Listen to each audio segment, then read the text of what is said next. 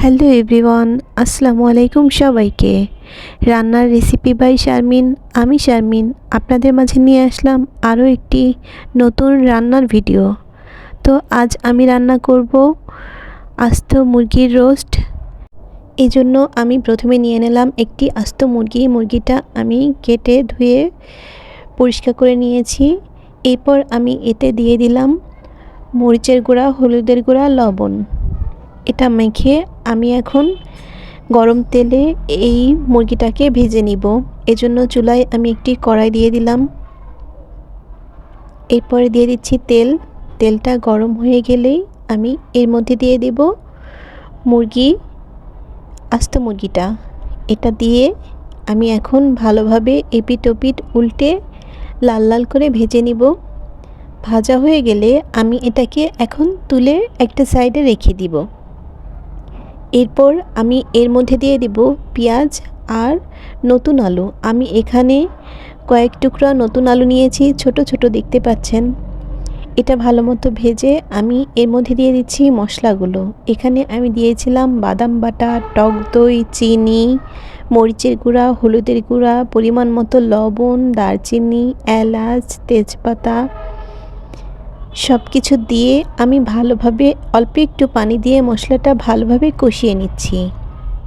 মশলাটা ভালোভাবে কষানো হয়ে গেলে যখন দেখবেন যে মশলা দিয়ে তেল ছেড়ে এসেছে, তখন এর মধ্যে দিয়ে দেব টক দইটা দিয়ে মশলাটাকে আমি আরও কিছুক্ষণ কষিয়ে নেব। ভালোভাবে মশলা কষানো যত ভালোভাবে হবে, মাংসটা কিংবা তরকারিটা খেতে তত স্বাদ লাগবে। মশলাটা আমি অল্প অল্প পানি দিয়ে ভালোভাবে কষিয়ে নিয়েছি। এখন আমি এর মধ্যে দিয়ে দিচ্ছি ভেজে রাখা মুরগিটা দিয়ে এখন আমি মুরগির গায়ে ভালোভাবে মশলাগুলো মাখিয়ে নিব।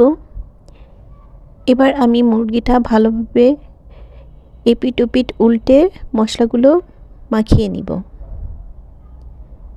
অবশ্যই আপনারা এই কাজটা সাবধানে করবেন যেন হাতে তেল ছিটে না আসে। এখন মাংসটা আমি ভালোভাবে একটু কষিয়ে নিব। দেখুন আমি কত চমৎকারভাবে মাংসটা কষিয়ে নিচ্ছি।